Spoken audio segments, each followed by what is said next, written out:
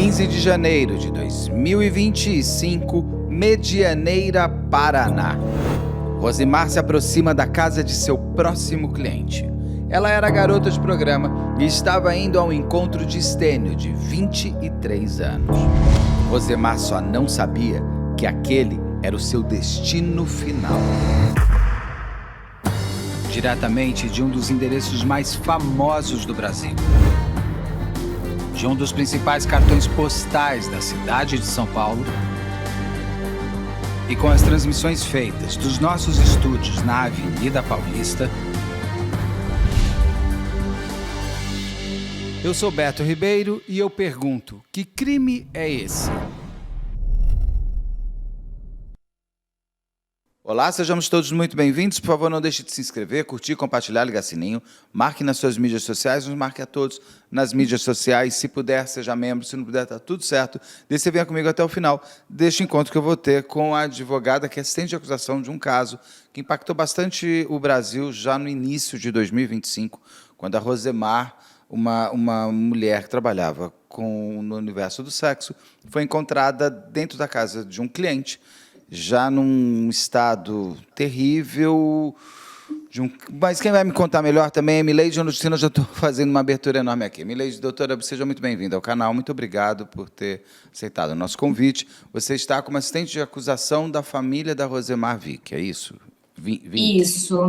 Isso, Beto. Muito obrigada pelo convite, por dar espaço à família para estar aqui no canal, contando um pouco, né, falando sobre essa situação, esse caso terrível que abalou não só o município de Medianeira, mas todo o país, né, conforme você falou. Pela brutalidade, pela facilidade com que as pessoas hoje em dia estão esquartejando corpos, nesse caso já pondo em soda cáustica, já tem uma criatividade, uma construção de uma destruição do que a pessoa era em todos os sentidos. Deixa eu te perguntar, como é que você entra nesse crime, nesse caso? Eu sou aqui de Medianeira. A família da Rosemar, a dona Celeste, que é a mãe dela, entrou em contato com o escritório, pedindo ajuda, solicitando auxílio nessa situação. A família estava muito abalada, não só pelo homicídio em si, mas pela situação que o corpo foi encontrado, né, desmembrado e dissolvido em soda cáustica. Então, a família estava muito abalada e a gente resolveu, então, amparar essa família e trabalhar como assistente de acusação nesse caso. Você consegue me resumir a história? Tudo acontece no dia 16 de janeiro de 2025. Como que o crime vai se dando, qual é a narrativa? A gente tem aqui já uma live feita com a doutora Rosângela Monteiro, também entrevistei já também advogados de defesa, e eu sempre peço, porque pode ser a primeira vez que a pessoa esteja entrando em contato com a história, eu peço sempre para o convidado trazer esse resumo, porque uma vez que você é assistente de acusação, você já traz, inclusive, a visão da acusação, acredito que da promotoria e tudo mais. Isso. O crime ele aconteceu no dia 15 de janeiro de 2025, por volta das 2h30, 2h40 da tarde, onde a Rosemar ela solicitou o carro de aplicativo para fazer um programa na casa do Estênio. Eles combinaram via celular. Detalhe que eu acho extremamente importante: a Rosemar ela não sabia ler e escrever, então provavelmente esse encontro ele foi feito por ligação, né? Foi marcado por ligação. E a Rosemar ela tinha fotos divulgadas em sites onde constava o serviço dela, né? Terceiros auxiliavam ela, as amigas dela auxiliavam ela nessa divulgação. Então, acredito que foi através desse site que o Estênio ele encontrou os dados dela, o perfil dela, e entrou em contato para solicitar esse programa. A partir disso, ela entrou em contato com o pessoal do carro do aplicativo aqui de Medianeira e se deslocou até o endereço. Só que aqui em Medianeira a gente tem um pequeno problema com localização. Então, o satélite ele levou a localização para outro local. Nisso, ela teve que fazer uma ligação, pediu para a pessoa sair para encontrar ela, e foi a partir disso que conseguimos, né, localizar. As amigas foram atrás por conta dessa situação, que o pessoal do carro, do aplicativo, lembrou e se disponibilizou de ir atrás e falou: conheço essa mulher que estava desaparecida e eu deixei ela em tal endereço, né? No dia 16, começaram as buscas. Após o desaparecimento, não era comum a Rosemar ficar ausente por muitas horas do celular, ela sempre estava ativa no WhatsApp, nas redes sociais, falando com as amigas. E logo que ela desapareceu, notaram, né, o desaparecimento dela, foram na polícia no dia 16, pediram, né, auxílio nisso. Foi onde o rapaz do aplicativo também auxiliou, onde chegaram no endereço, né, ali O rapaz da do casa do aplicativo, ele foi... ele viu a busca pela Rosemar, se lembrou dela, e ele que vai à polícia avisar, olha, eu que deixei essa moça em tal lugar, é isso? Isso, ele viu as buscas, que foi colocado um aviso no grupo dos motoristas desse aplicativo que ela estava desaparecida, e ele falou: eu conheço essa moça e eu deixei ela em tal endereço. Ou seja, se ele Então, não tivesse falado nada, provavelmente. provavelmente poderia ter sido interessante. Isso, a importância de as pessoas serem empáticas umas com as outras e Exato. quererem ajudar, e não aquela, não vou me meter nisso, que depois é polícia, não vou querer. Então, parabéns para esse motorista do aplicativo. Então, o próprio motorista do aplicativo, porque não era um serviço, um mesmo motorista que ela usava sempre, é isso? Era um aplicativo Isso, que ela pegava eventualmente, cada vez chegava um carro. Então, ela não tinha nem isso. ligação com esse motorista. Não, eles não se conheciam. Foi algo assim esporádico que Da natureza aconteceu e dele ele mesmo, tá ótimo. isso, e ele se disponibilizou, foi muito gentil, falou onde havia deixado ela, e foi aí que as amigas levaram o endereço na polícia e falaram: ele está aqui, ela está aqui nesse endereço, foi o último local que viram ela com vida. Então a gente precisa fazer essas buscas, ir atrás. No dia Desculpa te 16 a polícia. interromper de novo, desculpa te interromper, mas só para confirmar um fato. Ele sai, o Estênio sai da casa, não é isso? O motorista vê o Estênio. Isso, exato. Isso também é importante. Não é que ela ficou assim numa esquina e foi andando até um lugar. Ele Não. realmente viu o lugar para onde ela foi, a pessoa que atendeu. Então ele sabia a casa e a cara. Isso Isso. também é muito importante, né? Uhum, exatamente. Porque nesse momento, quando o satélite do aplicativo levou a localização em outro endereço e não estava batendo, ela precisou ligar e nesse momento o rapaz, o motorista pediu, fala para a pessoa sair na porta para a gente conseguir saber onde que é essa casa, né? Tá ótimo. Uhum. Então, através desse motorista, as buscas se tornaram possível, né? Graças a Deus. E no dia 16, a polícia foi até a residência do Estênio, lembrando que ele morava em uma casa num bairro de classe baixa, aqui de Medianeira, aparentemente não demonstrando uma situação financeira favorável, né, que não condiz com a versão que foi divulgada. Então, a defesa, perdão, assistente de acusação, né, nós como acusação não acreditamos nessa versão que foi trazida na mídia, que ela possivelmente teria extorquido ele, buscado, né, dinheiro ali, e ele teria perdido a cabeça e cometido esse crime, até porque ele não aparentava ter condições, era um garçom, estudante numa faculdade pública, morando num bairro de classe baixa aqui do município, então muito pouco provável que isso seja verídico, né? E isso numa quinta-feira, a polícia encontrou o corpo dela, já sem vida, esquartejado, e os membros sendo dissolvidos em baldes com soda cáustica. E ele de pronto assume, confessa? Como é que foi quando a chegada da polícia à casa dele?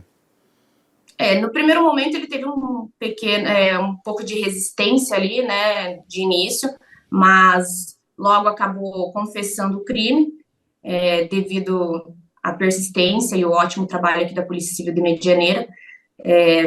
Foi solicitado também auxílio do tio dele, que é policial civil aqui em Medianeira, esteve no local, conversou com ele e ele se sentiu à vontade em confessar para o tio que o corpo dela estava dentro da residência. Você trouxe alguns desenhos de personagem. Quem é o Estênio que vocês conseguiram levantar? Ele era um garçom? Me falaram que ele era, que o pai dele tem uma churrascaria, é isso? Quem é isso? Qual a história? Eu entendo o que você diz. Quando a gente olha a fotografia da casa, você vê que é uma pessoa simples, não é uma mansão, não é né? Então, quem é o Estênio? O Stênio é um homem de aproximadamente 23 anos, estudante na Universidade Federal aqui em Medianeira, trabalhava nas horas vagas como garçom. A família é uma família simples, a mãe dele é professora e o pai dele, a princípio, não trabalha, né? Não tem nenhuma atividade laboral. Antigamente, sim, eles tinham uma churrascaria aqui em Medianeira, mas faz muito tempo atrás, né? Hoje em dia eles são outros proprietários dessa churrascaria. Então, uma família humilde, uma família simples, religiosa, enfim, ele bem ativo em algumas atividades sociais aqui na cidade, né? Ele fazia parte das princesas, que é aqui da UTFPR, ativo em partidos políticos também, foi levantado essas questões sobre ele. Foi conversado também com colegas da universidade, pessoas próximas dele na faculdade, que muitos relataram ter um comportamento frio, uma pessoa diferente, um pouco empatia, uma pessoa estranha, conforme as palavras, né, desses colegas. Ele, a princípio, fazia de tudo para se encaixar ali, para ter convívio com eles, mas era um pouco difícil, né, por conta desse perfil dele, que era uma pessoa mais fria, mais reservada, enfim, por mais que ele buscasse se empenhar para fazer parte daquele círculo social. Ele tinha antecedentes criminais? Não. Ele se utilizava, vocês souberam se ele se utilizava sempre desses serviços, desses sites, se outras garotas de programa teriam ido ao encontro dele, se era a primeira vez, isso é importante, não é importante?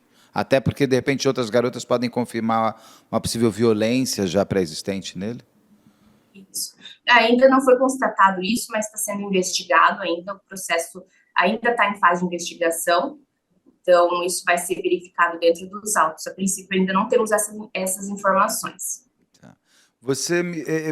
A defesa me conta que, eu não sei também o quanto que isso pode ser positivo ou negativo para o Estênio, que o Estênio seria do espectro autista.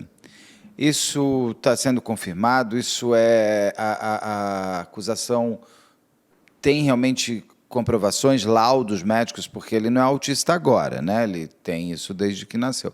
Então, isso, como que é esse fato ou esse apontamento da defesa de que o Estênio tem o espectro autista? Não foi confirmado ainda, Beto. Estamos aguardando o laudo, mas nada confirmado. Inclusive, é importante ressaltar que em conversas com essas amigas, amigas não, essas colegas de universidade, era comum o Stênio usar essa desculpa para justificar algumas atitudes dele, né? Inclusive, ele era comum ele falar, eu posso falar isso, eu posso fazer isso porque eu sou autista.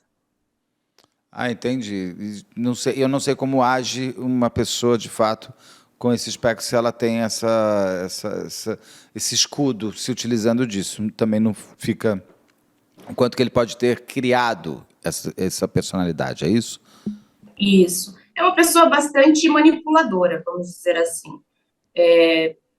Calculado cada passo, o crime ele foi cometido de uma forma muito bárbara.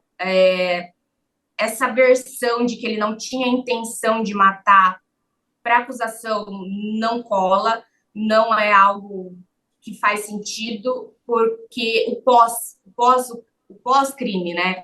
Ele dissolveu os membros dela em soda, desmembrou, então ele teve o contato ali com o corpo. Isso nos traz o tamanho da frieza dele, que é uma mente extremamente perigosa. Acredito que é uma mente propícia ao crime. Vocês acreditam com a acusação, vocês acreditam que foi um crime planejado, desejado, ou um crime que foi acontecendo e aí no quente da situação, foi sendo colocado para fora desejos ali guardados? Eu, como assistente de acusação, acredito que sim, pelo perfil dele. O quê? Que foi premeditado? Sim. Ela foi para morrer? Eu acredito que sim. E Eu não acredito ela. que a Rose, ela foi a vítima perfeita para esse tipo de perfil. É Por uma quê? pessoa, uma mulher, né, de uma situação vulnerável, precisando vender o próprio corpo para sobreviver, sem a família, aqui na cidade, uma mulher sozinha. Vítima perfeita. A Um família tipo, dela não é da cidade onde tudo aconteceu. não, eles moram em outro município. Eu vou trazer antes algumas perguntas com relação à relação deles, depois eu quero conhecer um pouco melhor a Rosemar. Você já trouxe alguns elementos. Já existia uma ligação já entre os dois? Os dois já tinham se visto ou aquela foi a primeira vez? Beto, não foi constatado que eles já se conheciam. Tudo indica que foi a primeira vez, mas ainda estamos investigando isso. Você consegue me desenhar como foi o crime? É possível, em cima dos laudos do médico da medicina, da autópsia dela, da necropsia dela, é possível redesenhar, ou até mesmo com o laudo pericial do local do crime, como que foi a dinâmica? O que aconteceu? O processo ele corre em segredo de justiça, eu não posso divulgar questões Tá. do processual, mas eu posso citar, inicialmente, quando o crime aconteceu, infelizmente ainda em fase de inquérito, muitas imagens foram expostas e divulgadas indevidamente, antes mesmo de eu assumir esse processo como assistente de acusação. E logo que a família me procurou, eu não tinha acesso aos autos por conta do sigilo, com toda essa situação, essas informações, essas imagens divulgadas, em primeiro momento, quando eu me deparei com as imagens, eu já constatei que a gente estava diante de uma pessoa extremamente fria, extremamente calculista.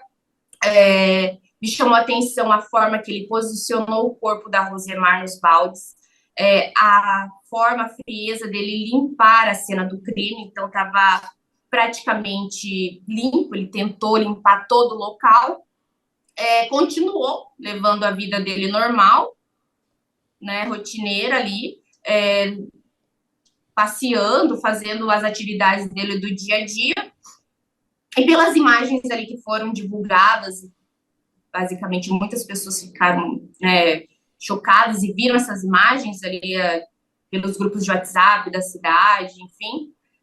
Eu acredito que ao entrar na residência, a Rosemar já foi assassinada. Não, eles não tiveram nem relações sexuais? Eu acredito que não. Mas é possível confirmar ou não confirmar se ela teve Vai ser relações? confirmado, isso. A gente Ainda está vai ser, tá? investigando, isso. Ainda falta alguns laudos serem juntados nos autos do processo, mas isso é uma opinião particular minha, como advogada criminalista, nesses anos de carreira, né, de estudos. Eu acredito que a Rosemar não teve nem a chance de se defender ali. Acho que ela Tudo por chegou e já essa. foi morta. Eu acredito realmente que sim. Tudo por essa questão, essa condição dela de ser mulher, o desprezo, né, pela mulher, pela prostituta, essa raiva dele interna ali pela Rosemar, mesmo não a conhecendo tanto, né, intimamente. E o feminicídio, Beto, é importante citar que ele não se enquadra só no âmbito da violência doméstica, né, ele também é cometido pelo desprezo pela condição de mulher. Assim, claramente, uma profissional do sexo, quando ela é morta pela condição, ela é morta, inclusive, e talvez o primeiro leia seja por ela ser mulher. Então, tem um feminicídio muito marcado nisso. Sabe-se como foi a morte da Rosemar? Do que ela morre? Como foi? Foi por faca? Como que ela morre de quê? Isso, foi por faca, por cortes, né? Ele desferiu muitos golpes de faca nela, e depois acabou desmembrando do todo o corpo. Nas costas, na frente, em todos os lados? no pescoço, no rosto. Foi frente a frente. Isso. Dá para se saber se a Rosemar lutou pela vida? É pouco provável, porque ele não havia sinais no corpo dele, não existia sinais no corpo dele de violência, né? Foi falado que ele tinha marcas, mas não foi constatado nada. Quando a pessoa busca se defender, ela vai lutar, né? Ela vai Sim. deixar marcas, vai deixar arranhões, enfim, vai gritar. Isso é interessante também, porque o crime ele aconteceu numa quarta-feira, um horário, né, onde as pessoas estariam em casa, existe bastante vizinhos na região e ninguém ouviu nada. Ninguém Mas foi ouviu nada. quarta-feira, 2 da tarde. Isso, porque Pode ser que as assim, pessoas estejam trabalhando também, né? Pode ser que tivessem menos pessoas próximas, não? isso, só que assim, fica um pouco confuso quando você alega que ela entrou em uma discussão com ele, ninguém ouviu nada, ninguém ouviu os gritos. Por isso que eu acredito que ao entrar na residência ela já foi morta. Ela já foi surpreendida e já foi morta. Ainda mais por conta de todo o arsenal que existia ali dentro, né? As imagens foram divulgadas indevidamente, ali a gente viu, tinha serrote, tinha machado, tinha facão, então tinha muita coisa ali, um pouco difícil de acreditar que, né, Por que tinham todas essas ferramentas ali? Era uma oficina aquilo? não era uma residência, é a residência da família dele. Ele Mas aproveitou que o pai, a mãe e o irmão era um local dele, era um local da família? era da família, era a residência que a família Não, eu digo morava. assim, esse lugar que tem serrote e tal, não sei o que lá, é do pai, é dele, ele criou, porque tem umas pessoas que fazem assim, vou fazer uma oficina de marcenaria na minha casa. Por que tantos objetos? É comum, é isso que eu quero entender? Sim. Esses objetos eles foram encontrados na lavanderia da casa. Eram dois pênios. Foi divulgado também que ele trabalhava com objetos de marcenaria nas horas vagas, mas também Isso. não foi comprovado, né? Isso foi constatado, não foi constatado, foi só especulado ali Isso que eu pelo queria boatos. saber, isso, só que eu queria saber porque a defesa alega exatamente isso, que não é que é objetos fora do comum, uma vez que eram objetos, ferramentas necessárias para o que ele fazia. Não é que ele foi atrás, então, só para saber se ele comprou aquilo para o crime ou se aquilo já eram ferramentas que existiam no seu dia a dia e ele utilizou aquilo para aquilo. O serrote em si ele foi comprado. Ele foi comprado no mês de janeiro. O serrote. Antes do crime, ele foi comprado, tanto que ele usava o serrote de um vizinho para fazer cortar lenha, né? Mas o serrote dele, que foi usado pro crime, ele comprou. E ele vai comprar a soda cáustica também, depois do crime, não é? Sim, depois do crime. Que horas? Ele foi comprar a soda no dia 15, salvo engano, a partir das 6 horas da tarde, depois das 6. Então, o lapso temporal é muito pouco, Beto, para a pessoa, né? Ela chegou ali por volta das 2h30, 6 horas ele já estava indo no mercado comprar soda. E por que soda cáustica? Por que ele foi atrás da soda cáustica? Eu acredito que ele vislumbrou um meio mais fácil de estar. Mas ele sabia, porque ele não teve buscas, ele não fez buscas no computador de como se livrar de um corpo? Fez buscas. Eu acredito que ele pesquisou ali a melhor forma de se livrar do corpo, né? Mas isso me chamou a atenção, a necessidade dele manter o corpo perto dele. Porque a residência é próxima de uma área natural, onde há bastante árvore, é mato. Então é fácil de você desovar um corpo, em tese. Entendi. Mas ele quis o corpo ali perto dele para ele acompanhar, né? Acompanhar ali a dissolução e ficar ali presente, acompanhando. Ter o prazer de ver a sua obra-prima. Parece meio Dahmer, Jeff Dahmer da vida. Quando ele faz essas buscas depois da Rosemar ter sido morta? Sim. Depois. Então, a dinâmica, se eu posso, entrando na sua linha que você me traz, A Rosemar chega, ele sai da casa, o motorista do carro vê ele.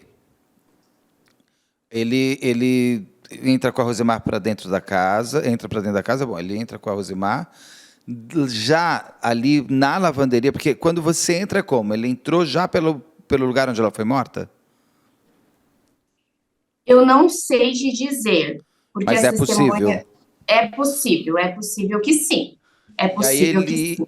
ela entra, ele já desfere as facadas e ali ela morre. No meu ver, sim. Eu Aí vejo ele por esse ponto. matou ela, ela está ali morta. Ele já começa o desmembramento, ou ele para, vai para o computador e faz a busca dele, que é como se livrar de um corpo?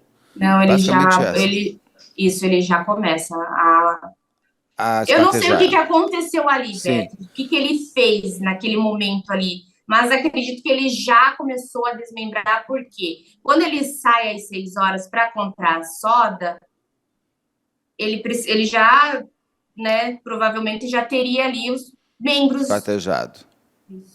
porque há indícios que havia na casa outras sodas, né? Provavelmente foram pouca soda, Ah, pouco tá. material, então ele precisou pegar mais.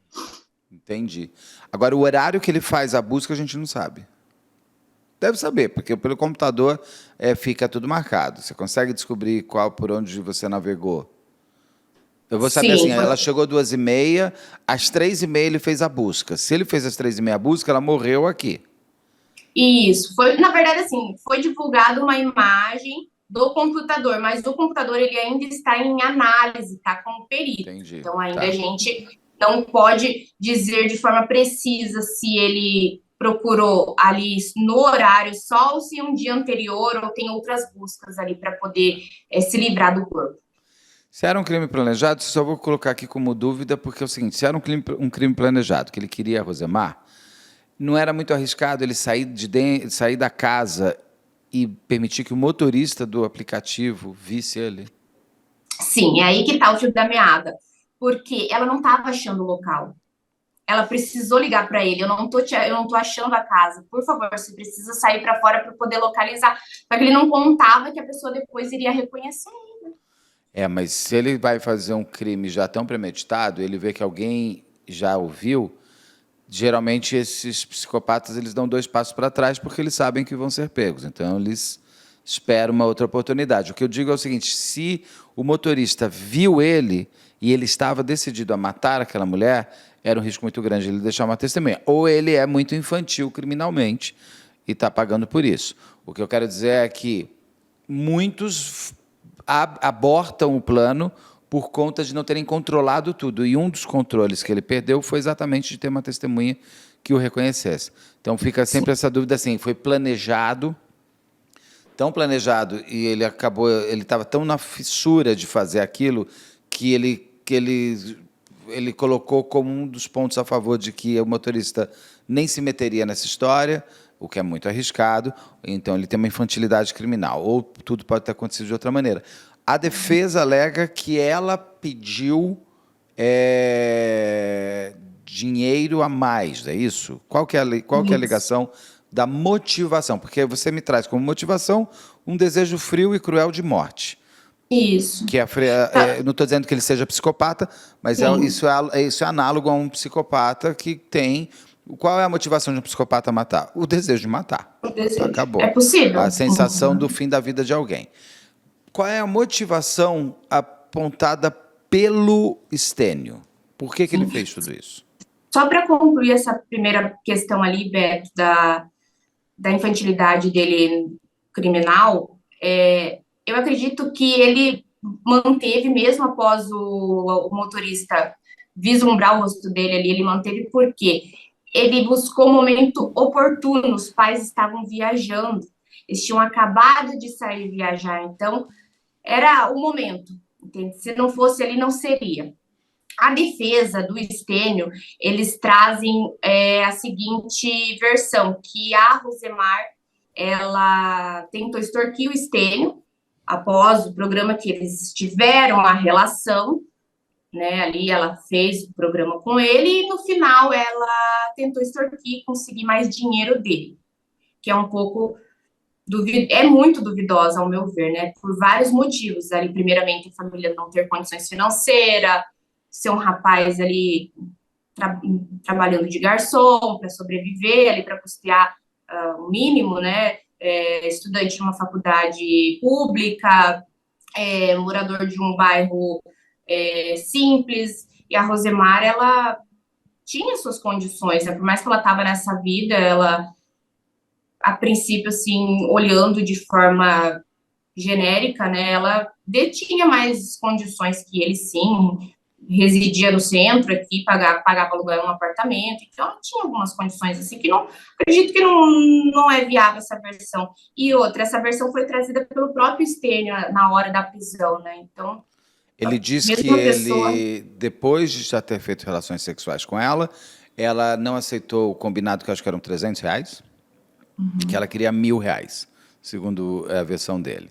Eu entendo que quando você traz esse ponto você claramente vê que ele não teria R$ 1.000 para dar, porque se ele tivesse R$ 1.000, ele teria fazendo outra coisa. Até 300 eu acho caro para um rapaz nessas condições. Mas o estelionatário, ele escolhe oportunidade, não só escolhe o padrão de vida da vítima, né? Você tem uma possibilidade, faz empréstimo, se vira, liga para o teu amigo, eu quero, eu quero, eu quero.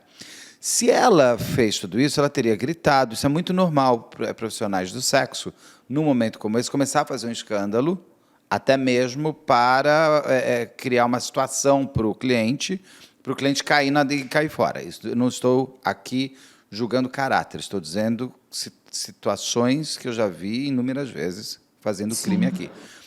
Ela não fez escândalo, ninguém ouviu nada, não ouviu o grito nem de ela sendo morta e nem de ela brigando com ele. Não teve nem, não existe testemunhas que dizem que ouviram ela. Havia vizinho, porque as casas são geminadas, elas são coladas. Casas geminadas, a pessoa abre a porta e você ouve. Vizinhos da casa ao lado, atrás e do outro lado, eles estavam ali naquela hora? Porque poderiam não estar, porque era uma quarta-feira, às 2 da tarde, as pessoas estão trabalhando também. Isso, só que na rua do Estênio tem uma mecânica, então tem um ponto comercial ali. Entendi. Ao redor da casa em si, os vizinhos estavam sim trabalhando, era um horário comercial, mas na rua existia um ponto de comércio. Então, caso a Rosemar começasse a fazer, né, um escândalo, brigando ali com ele, certamente as pessoas iriam ouvir e tentar ver o que estava acontecendo. Mas ninguém ouviu nada. A Rosemar, você me falou aqui que ela era analfabeta, ela não sabia ler nem escrever. Isso. Todo acordo entre os dois foi feito por ligação. A gente não sabe o que eles acordaram e como foi. Ou tem WhatsApp com voz? Provavelmente ou por áudio no WhatsApp ou por ligação. A gente não tem ainda o laudo do celular dela. Foi encontrado? Não foi encontrado o celular da Rosemar. A gente pediu a quebra de sigilo do telefone dela, através do número de celular, então a gente está aguardando ali o resultado da perícia. O celular dele tem? Do celular dele foi apreendido, sim. Foi pedido também ao laudo. Por mais que tenha apagado, hoje em dia tudo se restaura ali. Uhum. Quando você tem uma pessoa que tem uma característica de extorquir o outro cliente, principalmente em profissionais do sexo, isso é recorrente. A Rosemar já tinha 40 e poucos anos, não é isso? Isso. Existe um passado da Rosemar que confirmaria esse relato dele de ela tentando extorquir? E eu já emendo uma outra pergunta, se você quiser começar por ela. Quem era a Rosemar? Ela já era uma mulher consolidada, 40 e poucos anos. Qual a história dela e se tem, dentro da história dela, relatos de outros clientes que passaram pelo que o Stênio diz que passou? Beto, não existe ninguém capaz de provar que há um passado dela extorquindo clientes. Ninguém veio testemunhar. Isso foi levantado pela defesa do Stênio, pela própria família dele, um depoimento, tio, mas a gente não vislumbrou pessoas e testemunhas capazes de comprovar isso. Então, foi algo trazido pela defesa no caso, né? Porque se ela é uma pessoa que chegou para um garoto de 23 anos, garoto não, um homem de 23 anos, e tentou sair de 300 para 1.000, ela já teria feito isso com os clientes. E isso daí, o próprio site onde ela se vendia traria referência. Porque quando uma das coisas que tem esses sites, horrorosamente, mas existe, que são aqueles fóruns de clientes que ficam falando sobre a história como se fosse um produto, eles teriam relatado e teriam até avisado o próprio site que aquela era uma mulher que, na hora do sexo em si, ela passava a ser uma estelionatária, uma extorquista, e queria... Entendeu? Quer dizer, é difícil ela estar num site sem outros clientes apontarem isso dela, porque ela já era uma mulher, ela já tinha uma consolidação de personalidade, diferente dele, que aos 23 anos ainda está em formação. Isso, o próprio site já baniu o perfil dela. Não, isso foi um pensamento que eu trago com relação a...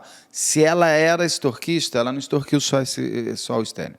Ela tem um passado, esse passado não existe. Quem era a Rosemara? Ela tinha 46 anos, ela era analfabeta, uma coisa que me chamou a atenção. Então, aquela história de que ela ficava se comunicando com as amigas por WhatsApp, aquilo é real ou não é real? É real, sim, por áudio, através de áudios. Ela constantemente... Ela tinha uma rotina, a Rosemara, ela tinha uma rotina. Ao final da tarde, ela se reunia com as amigas, com o namorado, para tomar chimarrão, ligava para a família, entrava em contato com a família. Rosemara, ela deixou pai, deixou mãe, deixou um filho, deixou amigos. Era uma pessoa alegre, uma pessoa feliz, tinha muitos sonhos. A família relatou que a Rosemara, ela iria deixar essa vida que ela estava levando, ela tinha planos de se casar com o namorado dela, então ela deixou muitos sonhos para trás, né? Todos esses sonhos morreram junto com ela naquele dia, do dia 15 de janeiro. É que eu falei no começo até 16 de janeiro, que é 16 de janeiro é quando a gente descobre o crime, né? O Brasil fica sabendo. O crime realmente ele acontece um dia antes e ele ficou lá quase 24 horas. Mas quando que eles descobrem o corpo da Rosemar, que horas? O corpo da Rosemar foi encontrado no dia 16, por volta das 20 horas da noite. Ou seja, ele ficou mais de 24 horas com o corpo da Rosemar. Sim. Doutora, tem mais algum ponto que eu não perguntei que você gostaria que eu tivesse perguntado, ou que você queira trazer sobre a investigação, sobre o caso? Eu gostaria, primeiramente, de agradecer a oportunidade. É um crime hediondo que chocou todo o país. Nós, como assistente de acusação, lutamos contra o feminicídio, lutamos em favor das mulheres vítimas de violência doméstica em todo o nosso país. Esses crimes, eles estão sendo comuns, né? Agora está sendo rotineiro, todo dia, ter vários casos. Sim. Então, é importante esse projeto que você tem feito, Beto, em favor, né, do combate a essa violência através do seu canal, trazer esses crimes ao público, trazer a versão tanto da acusação como da defesa, para as pessoas terem um conhecimento do que está acontecendo, né? E é isso, vamos sempre estar lutando. Agradeço bastante. Vamos estar sempre lutando e no que precisar pode contar conosco. Com certeza. Doutora, uma última pergunta. Ele já foi denunciado? E se foi denunciado por o quê? Por o feminicídio? Isso. O Stênio, ele foi denunciado pelo artigo 121A, pelo feminicídio, e pelo artigo 211, pela ocultação, tentar destruir o cadáver, né? E a pena ali de 20 a 40 anos. Então, vamos lutar para que ele seja condenado e que venha a pagar por esse crime tão bárbaro que ele cometeu. Ele está preso ficará até o julgamento, não tem uma previsão de júri? Não, ainda não temos uma data para o júri, ele se encontra preso, mas assim que for divulgada a data do júri, a gente vai estar compartilhando com vocês. Por favor, avisa, a gente pode fazer uma nova entrevista futuramente, trazendo mais elementos que tenham saído dos laudos, o que puder trazer novidade, a dinâmica, e a gente acompanha o caso e depois o pós-julgamento também, para a gente saber como é que foi. Porque assim as pessoas conseguem acompanhar essa última triste trajetória da Rosemara, até mesmo em respeito à vítima. Muito obrigado, doutora, e a gente se vê em breve. Ok, muito obrigada. Muito obrigado, um abraço. Tchau, tchau.